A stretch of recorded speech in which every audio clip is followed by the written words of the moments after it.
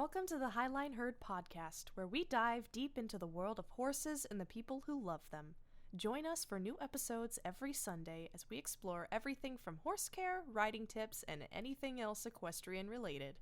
To keep up with the herd, be sure to follow us on Instagram at the Highline Herd and visit our website at thehighlineherd.com.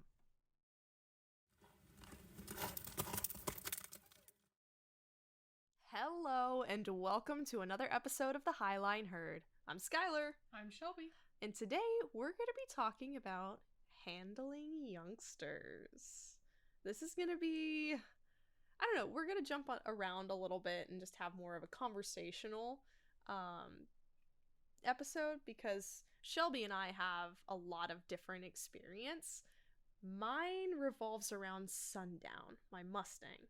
So keeping in theme with that, I'm going to share just a little bit about what it's like working with him, and then Shelby can talk about some of the youngsters that she's working with who are domestic horses. Yeah, but I would definitely say, from watching you in Sundown, you've had an easier time with him than one of the babies I'm working with recently. He's a little more predictable in his moods. Yeah. So, that just goes to show, just because a horse is quote-unquote domesticated or not, doesn't necessarily entail how easy they'll be to handle and work with. Not at all. Horses, and we've said it before, we'll keep saying it, horses are like people. Everyone has a different personality and a different way that they'll react to situations. Yep, and you know what? I've seen Sundown react with more maturity and more of a brain than some older domesticated horses. I have seen some, mid-teens horses, and I'm just like, can that horse keep all 4 feet on the ground? It's just it's a hose. Sometimes it's just a hose, and you're just like, can you all 4 feet back on the ground, please? And they just domesticate horses. I've seen them just lose their mind. I'm just like, it's a hose. Meanwhile, Sundown, I haven't seen him pick up his feet to do anything other than tuck butt and scoot. Yeah, pretty much. Well, and I think honestly, I'm getting spoiled for my first Mustang. Yes. Yeah. Sundown, I love him. I love working with him. Every time that I step in the pen with him, and we could just have, I could have a small goal in my head. And usually 9 times out of 10, he surpasses that goal and takes it a step further. Just because I go into it as open as I can be. I mean, that's the biggest thing working with horses regardless of age. The moment you walk in with a deadline and a concrete goal, you're setting yourself up to fail. You really are, and they're going to blow it out of the water. Yeah. I mean, honestly, though, like you said, you're spoiled with Sundown because you were prepared to document each journey expecting to hit milestones, and you were hitting milestones in a day. Yeah. In day 1, you were hitting milestones. In, the first week, you were already doing more with him than a lot of people were. Yes. But, I think it's not just, the horse. It's also the handler. Different handlers bring out different sides of a horse. Mm-hmm. Yeah. I don't know. Sonny has just been extremely patient, and he's showing all of that courageousness. So if I go into something and I'm, kind of more lax about things, I'm not stressed out, I'm not worried about something that to him might be really scary, he's never seen it before, he doesn't care. Like, he might have one moment where he just kind of looks at it and snorts real loudly, but aside from that, he'll let it touch him. He'll walk over it. He'll step on it. He'll pick it up and throw it around.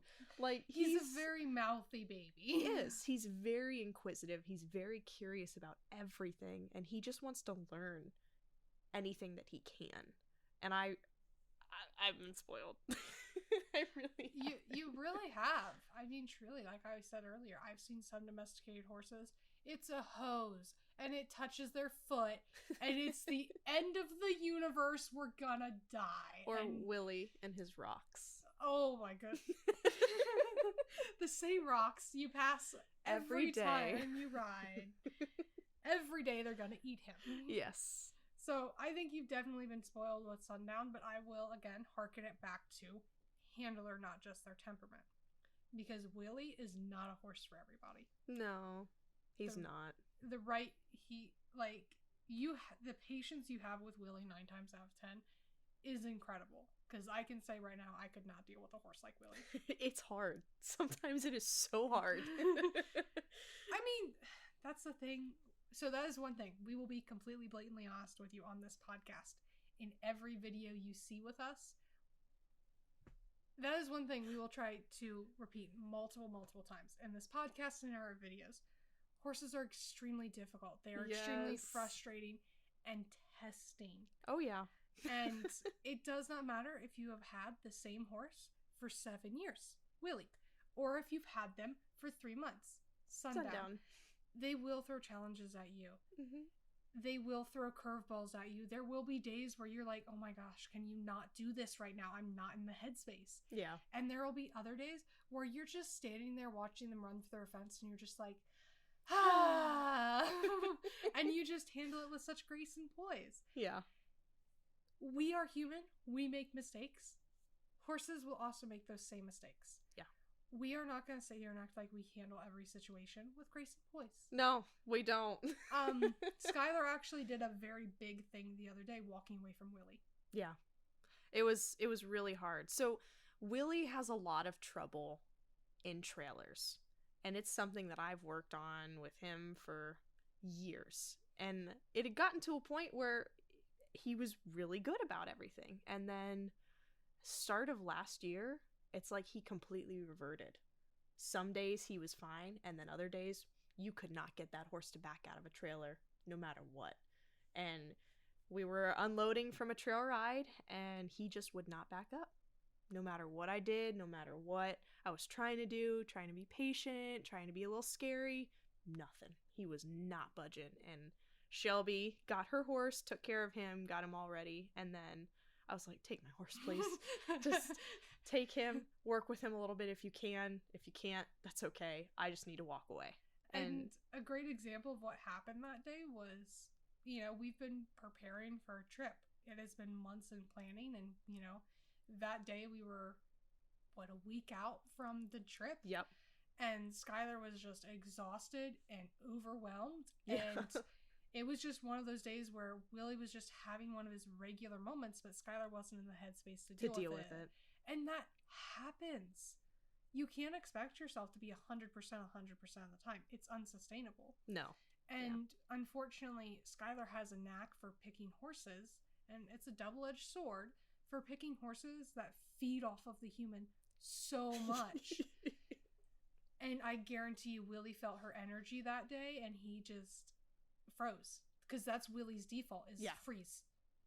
I don't know what's happening, so I'm not doing anything. Yeah. Right.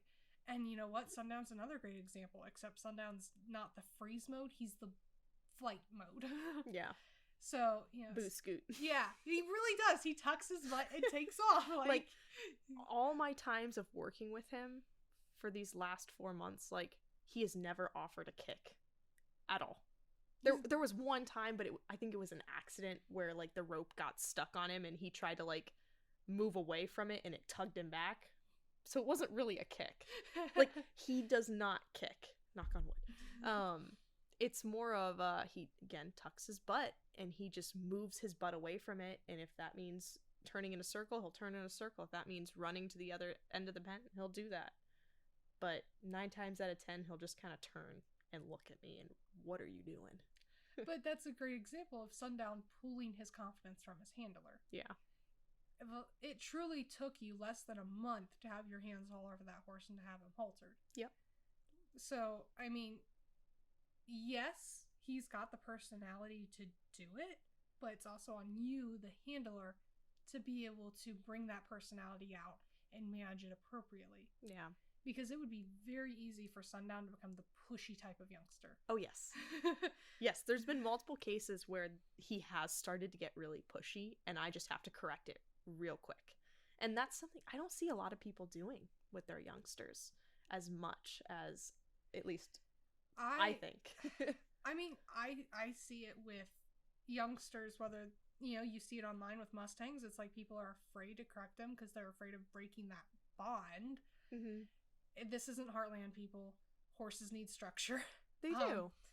Well, they need that hierarchy, and they need They a do. leader, so to say. They do. And no, we're not going at it like, think of it like, captive wolves. No, we're not thinking that level of bloodshed. We're thinking the lead mare will turn and glare and pin her ears, and if that youngster doesn't knock it off, she's going to go correct him. Whether she bites him or kicks him, she's going to go correct that youngster. Or even sends him away. That's something that I learned working with Sundown. Sending him away is probably the best thing that you can do for a youngster. And that's where, different tactics come into play. Yeah. Because for Sonny, he is hungry for that connection. And to, quote unquote, banish him from the herd is depriving him of that connection. And so he has to sit back and go, okay, wait, how do I get this connection that I'm starving for back? Yes, I want that. I want to come back in with you. And that's the segue perfectly into our dynamic in our relationship is we've bonded so closely because I've established from day one, you cannot treat me that way. And you're the lead mare. Yeah. Now it's great. It's awesome. He doesn't push my buttons anymore. I mean, there's sometimes where he tries things, but he's a baby. He's only 2. And that's part of working with youngsters. They're going to grow and they're going to develop. You just have to nurture them while they're growing and learning. Yeah, and Sundown is truly a great example of a willing youngster. I have one right now, and she is a great example of both her breed and her age. A perfect storm some days. Very, very sweet, but sometimes I wonder if there's any lights on upstairs. It sounds mean, but it's a good analogy. It really is, because at least Sundown, every time we've worked with him, he's engaged, he's willing. He's present. He is, and he's not panicky. He is not a reactive horse at all. And, and like I said before, horses are horses. Whether they're domesticated or mustangs, they're a horse. They're going to have varied personalities and varied reactions. And Sundown is so much more mature for his age. Yeah. And he is not reactive. Whereas Willie is more on the reactive side. Oh, yeah. So very much so. It's just differences in horses. And the one filly I'm working with now, she'll be 3 this year, I think. She's very sweet. There is not a malicious bone in her body. And I will say 100%. Yes, horses can have a malicious bone. Oh, yeah. Yeah. Do not think otherwise. No. I think that is more dehumanizing to say that they can't be mean for the sake of being mean. They absolutely can. Oh, yeah. I will sit here 100% and say, Valor, never to people. He has never shown a mean bone to people. But if a horse does not stand up for themselves, Valor will bully them and chase them all over the field. Mm-hmm. So don't say a horse can't be mean to be mean. They can. Yeah, and I've seen it too multiple different times in different You've actually herds. had a couple Yeah. on your property that have been like that. Oh, yeah. My dad's old horse, he was very much the bullying type. He would run everyone ragged. Anybody he did not like or would argue with, they would just turn butt to butt and would kick. And got so bad, we had to just separate them. It was not fun. And I've seen it in other herds too, of other people who where I lived and worked, up in Hocking Hills. The herd up there was one mare, and oh my gosh, that mare was atrocious. She was mean to people. She was mean to other horses. The only time that you could get her when she was nice is when she was bred, when she had a baby at her side. Like, that was the only manageable version of her. And that's just how she was. That was her personality. And yeah, I will sit here and say that that's why temperaments and genetics play a huge role, as well as handling, if not just handling and temperament are your 2 main factors in how a horse turns out the way they turn out. Yeah. Because do I think Willie would have been more like Sundown had he been handled correctly? I think he could have been. I think he could have been more of a thinker. But he was never given the room to be a thinker. And I think his trauma it blocks so much. That's what I mean. Like, I think if he had never had that. Yeah. He's always going to be a sensitive horse. He's always going to be a more highly strung horse. But Yeah. Sundown, he's such a thinker. Yeah. He really is. And he assesses everything that's going on. But and the reason he can do that is because you give him the space to do that. Yeah. He wouldn't be able I try. Right. And, that's something I noticed with the one baby I'm working with now. She'll be 3 this year. Her name's Raina. Because there's actually 2 fillies I'm working with. If it was a colt and a filly, it'd be easier to differentiate. But they're both bay fillies. So...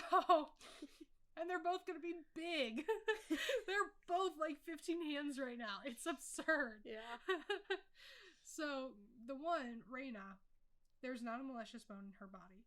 She is just very reactionary, very reactive to her surroundings. Some days she's great. She's like Sundown, where she's checked in and she's listening, paying attention. She's trying to learn.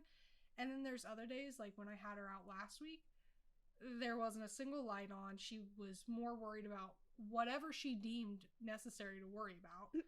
She's one of those horses, her threshold is very hard to see. And it's very hard to see what's bothering her. Because for her, it could literally be a leaf in a tree 10 miles down the road. Like, last week, other than the one car that came down at the end of our session, there was nothing that really should have been setting her off. But for some reason that day, she just didn't have it in her. And, that's where we go into how best do we work with babies? How do we get the most out of babies or, just unhandled horses, whether they're 3 years old, 2 years old, or 10 years old? How do we get the most out of an unhandled horse? Especially young horses that don't have a lot of brain capacity yet to hold on to. Think like a toddler, right? Yeah. Learning their shapes. They can only learn so many shapes before they start throwing the box of shapes at you. And Raina's a great horse to throw the box of shapes at you because she just checks out and stops listening, much like Willie does when, it just becomes too much. He shuts down, yeah. But Willie thankfully freezes. Raina does not freeze. She is a bolter. And if bolting does not work, she rears. No. We have thankfully, for the most part, fixed the rearing. Because now we can catch her before she goes up. We can kind of notice that threshold better. She's still, every day that threshold moves, unfortunately. Yeah. But that's where we tie into how do we most effectively work with these young horses. And that is short, frequent, consistent sessions. Yes. So how often did you work with Sunny when you had your sessions? In the beginning, when I first got him, I would go out for an hour at least 4 or 5 times a day. And I would just sit with him. I would either try to feed him hay, or I would just sit in his space and just watch him and get to that bond. Let that build a little bit. Let him know that I wasn't a danger or anything like that. And again, an hour, 5 times a day. That's 5 hours a day. And then when I went back to work during the day, I would go out as soon as I got home and I would sit for 2 hours and I would just work with him. I would move him. I would move him off my body language, kind of direct him, different things like that. But I would keep it as consistent as possible. So whatever I did the day before, however I started that session, I would start the next session the exact same way and maybe add a little bit each time. And because of that, I was able to, spread out or adjust the time based upon if he did something new. Okay, cool. It's a shorter session.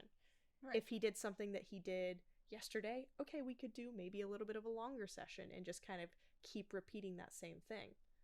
Now, I will say then you have definitely been spoiled with Sundown. Yeah. So, my experience with babies, albeit limited, is more extensive than Skylar's. And more often than not, and this is going off because I am always trying to build my education and learn, I'm always paying attention to other horsemen, especially older horsemen, because I really like some of the old, they're in their 60s, 70s, 80s now. Yeah. I really like some of their methods and their mindsets because they view the horse as a horse. Yeah. Not this My Little Pony Heartland thing. They're not pushing human emotions onto an animal that can't feel them. So my biggest takeaway with babies, and again, you've been spoiled with Sundown.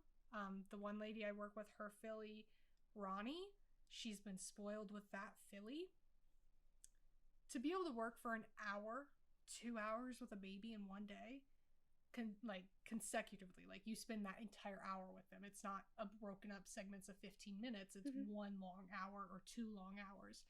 To be able to do that with a baby is incredible. Yeah. Especially if you're adding new stuff into those hours. Yeah. And you're able to get them to stay with you and keep trying and keep engaging and keep showing curiosity.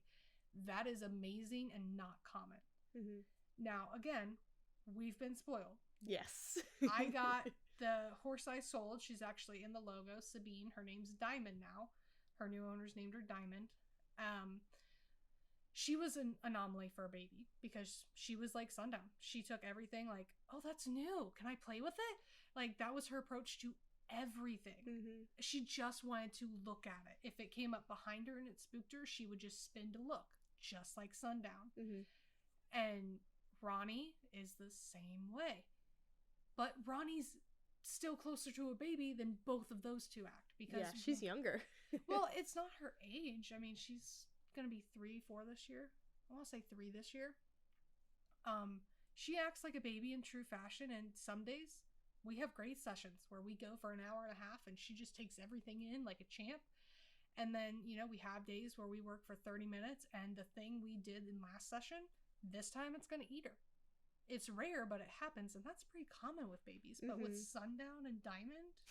No. No, that didn't really happen. Again, spoiled. Right. And then, you know, I go into dealing with Raina, who is, I would definitely classify her as an advanced owner horse.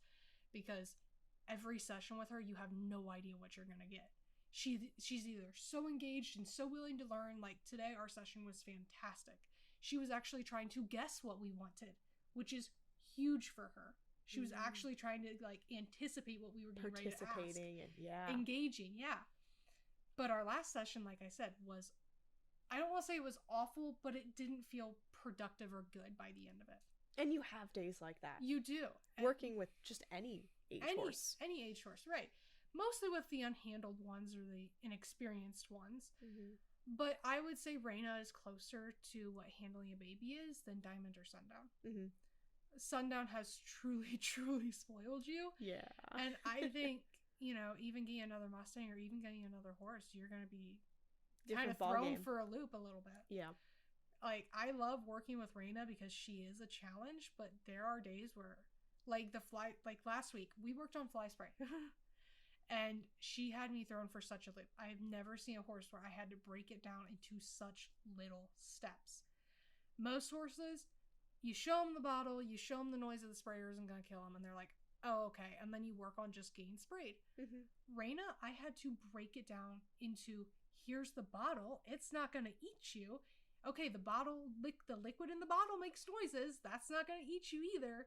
The sprayer isn't going to eat you when it makes noise. And I had to break it down into segments like that. Well, and I'm going to say, too, for Sunny, fly spray is the thing that we are still working on of all things. That's the one thing that I found that he is like, I don't like this.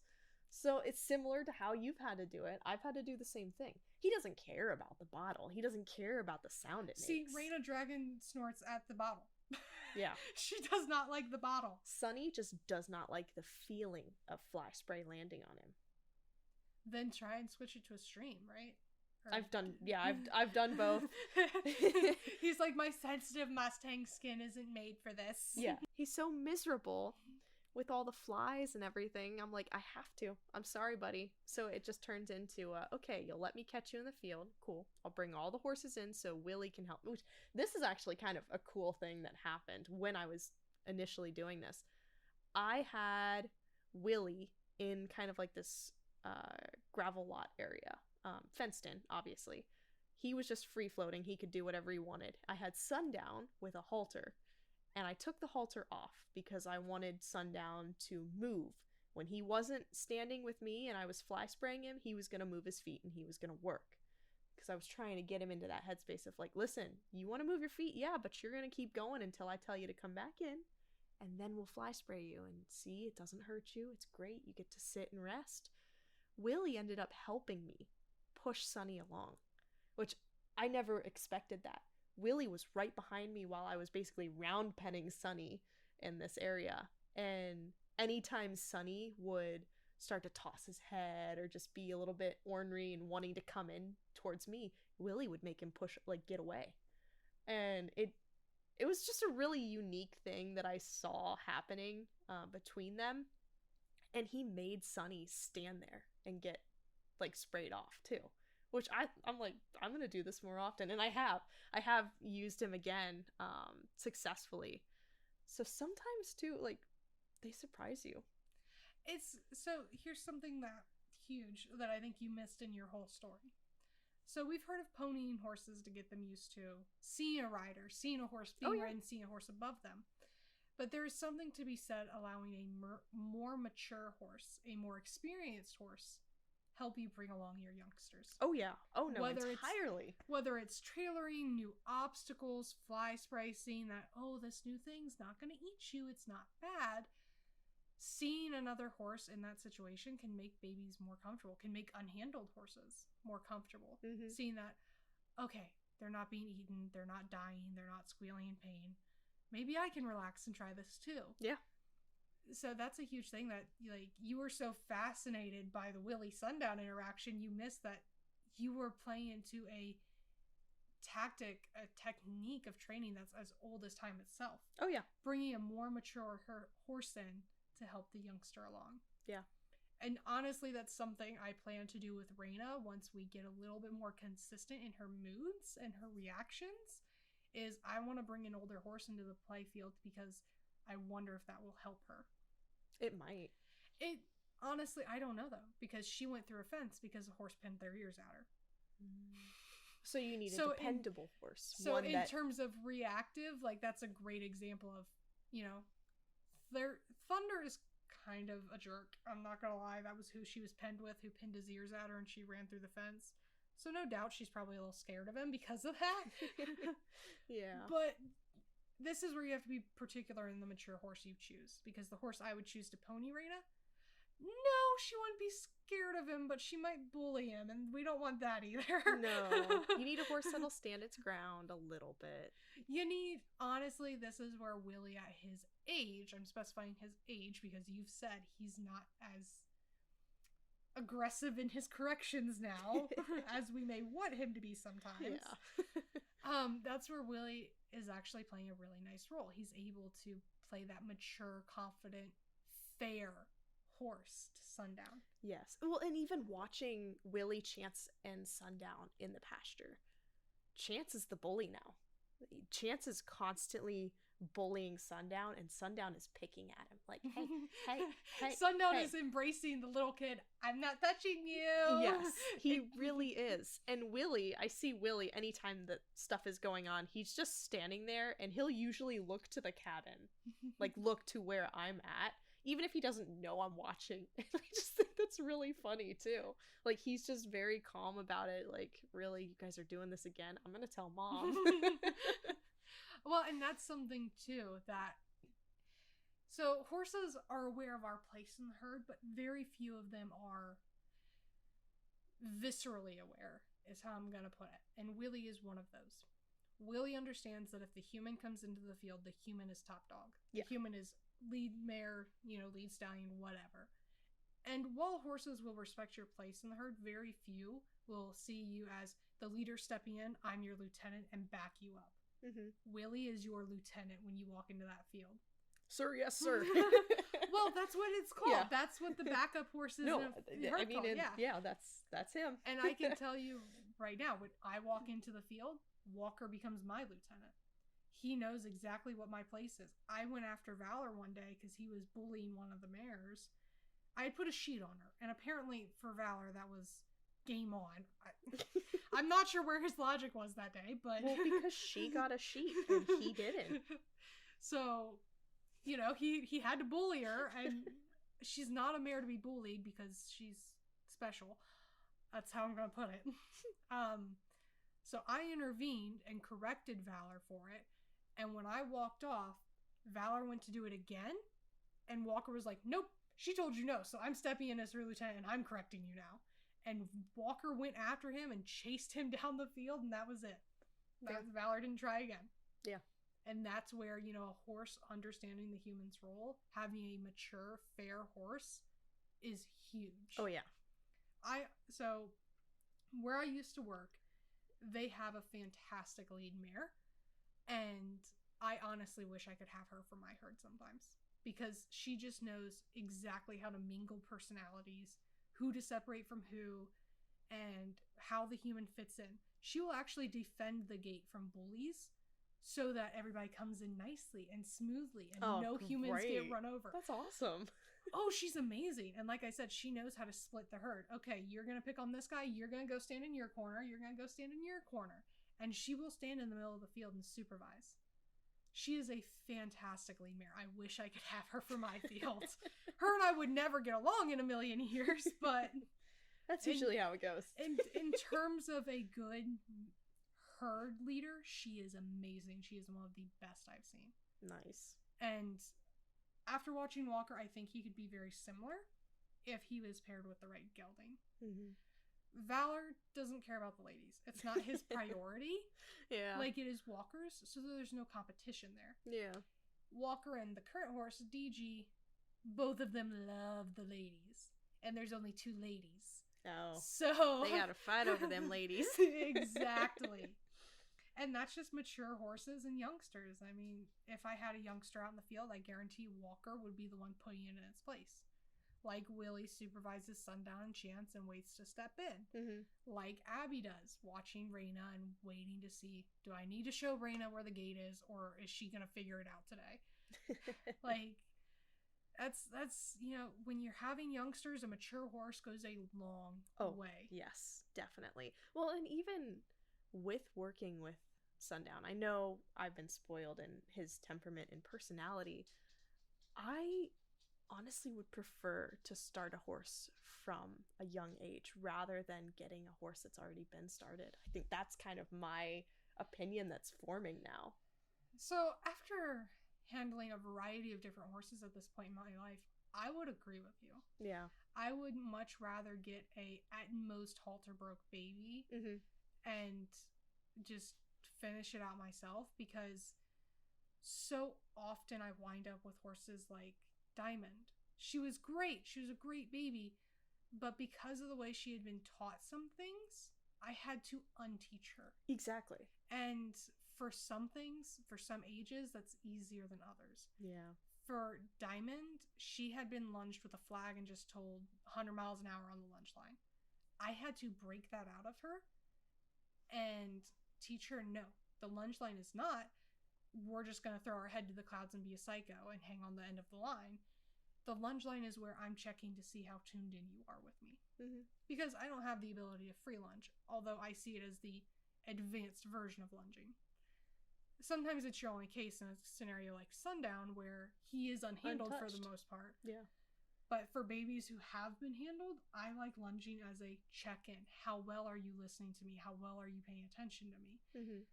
Because I see you do this with Sundown and Willie, because they are so engaged with you. All you do is kind of drop that shoulder a little bit and turn your hip away, and they immediately spin to face. Yeah.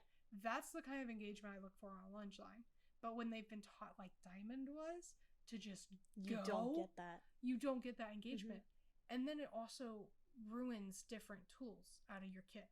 Yeah. Lunging with a flag, I have noticed, makes horses more averse to the flag being pulled out as a desensitization to get them used to something flapping. Because they think, oh, it means run. I gotta run. Yeah. No, I just want you to hang out and get used to the noise. And I see it all the time. And now, honestly, I think I would prefer to break out my own baby. Yeah. No, that's where I'm heading with things too. It takes more time, but you know what's on there. Exactly. And I don't recommend this for anybody who is, you know, first getting into horses. No, because there is a lot of reading you have to do with babies. Yes.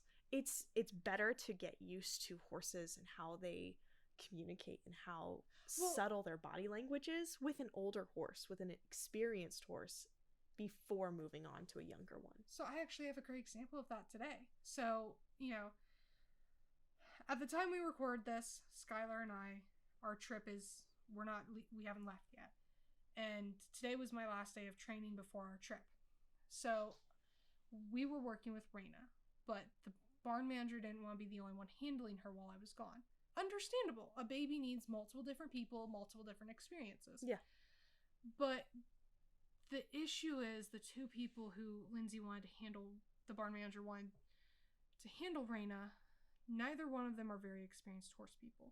Mm-hmm. The one, luckily, has some knowledge, so I was able to teach her, hey, here's how to read Raina, here's how to start noticing, here's the different tools I can give you in this hour span to deal with her and her different moods, because every day is going to be different.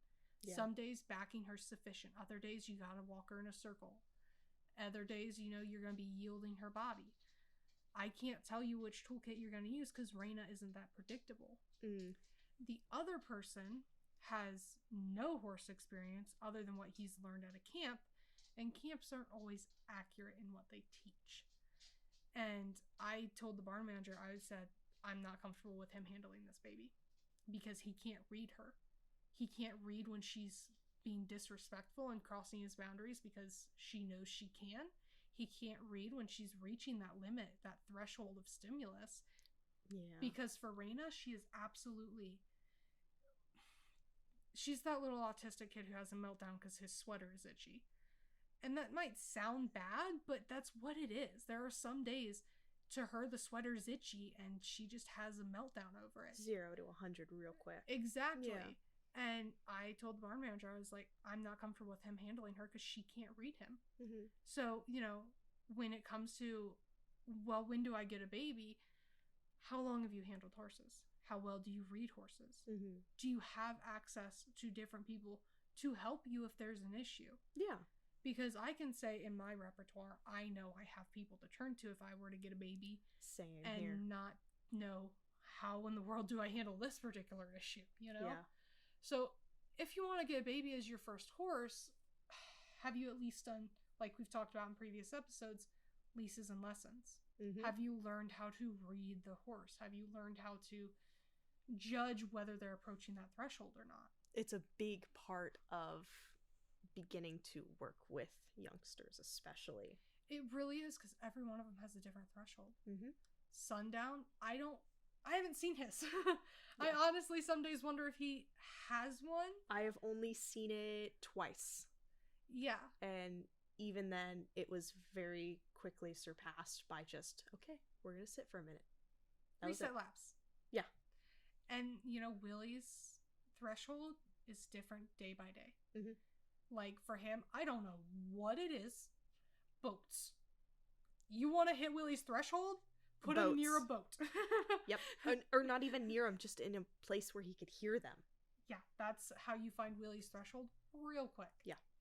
Because then after that, there's nothing that I can do to get through to him. There's all engagement's lost. Yeah. And when you pass a horse's threshold, you lose that engagement, yes, but if you keep pushing, you can also lose any connection or trust you've built within one another. And it gets dangerous. It really does. And that's like Raina. I can tell you, I have seen her threshold a couple of times now because it's not hard to hit it. And sometimes you don't get a warning. Mm-hmm. You're just over the line and done. And that's the thing that I've heard about like other youngsters too, people working with them, is that it is so quick once they hit that it's like, okay, oh no. And then you're done. There's nothing else you could, I would say, some might disagree with me, there's nothing else you can teach that horse that day. Yeah.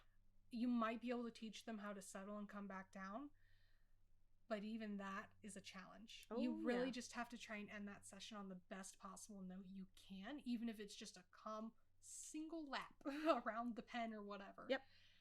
But once you hit a baby's threshold, don't try to put anything else in their head that day. No, that is my biggest tip. You're not going to get far. Because with Raina, the one day, like I said, I knew I was at her threshold. I knew that one little misstep from me, she'd be done and over. But I wanted to get one more thing out of her. And then a car came down the driveway. That was it. Our session ended right then there because the moment that car came into view, she was done. Mm-hmm. And, you know, she immediately was back into her, I want to bolt, I want to bolt, I want to bolt, because going up wasn't an option. And that was it. That was the end of our session because I knew I was getting close to that threshold, but I wanted to get one last thing and it was too far. Yeah. Looking back, I should have just stopped sooner, but she was making progress. And that is a big thing with working with youngsters, even people who've been doing it for 50 years. They see they're making progress, and sometimes they forget to step back. Yeah. And that is a big thing working with youngsters, is that threshold can be so quick and so sudden that you need to know when to step back. Well, and another thing working with them is once they learn something, it is so hard for them to unlearn it. When I first started working with Raina, I told the barn manager, I said, you've got to stop letting other people handle this horse. Because she scared them.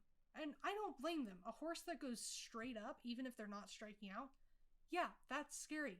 Because now you've got 1,000 pounds over top of you. Mm-hmm. You have this much above you, and you know at any moment they could bring those hooves down and out. You know that even coming down, one wrong move from you or them, their head could knock you in your head. And that can kill you. A horse's head can absolutely kill you. Yes. Even if they just, turn their head too fast, they can break your neck. So I'm not faulting people for being scared of her because, watch a horse go up. It's going to shock you back to reality. I've had it happen to me a few times now. If they're not striking out, for the most part, I try to ignore it and redirect them. Mm. But, she scared people. And Raina learned that she could scare them and bolt back to the barn. Yeah. And I told the barn manager, I said, stop letting people handle this horse. Yep. You need to start handling her. That way she unlearns these habits. Mm-hmm. And she's gotten better about the bolting and the rearing. But like I said, when you hit that threshold, there's no telling if she'll revert back to that or not. Just like you have with Willie. And him reverting to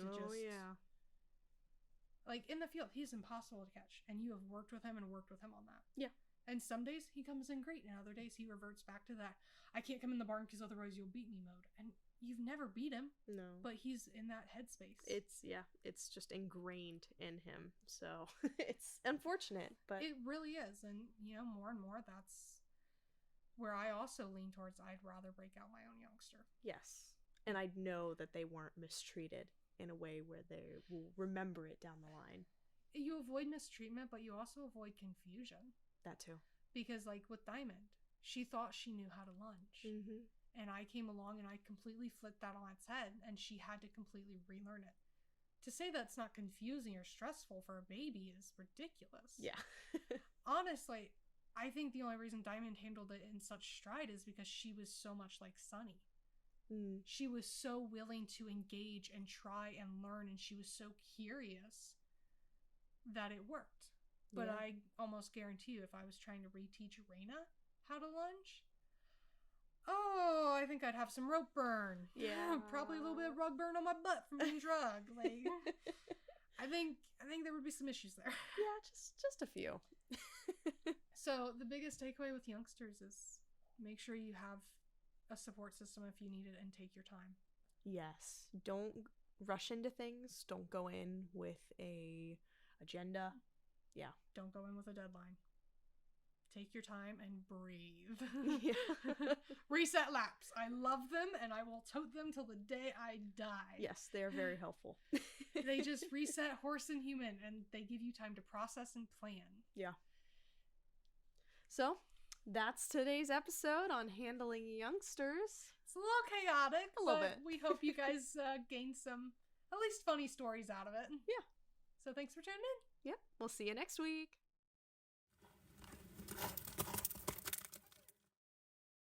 We hope you enjoyed this week's topic. Join us for new episodes every Sunday.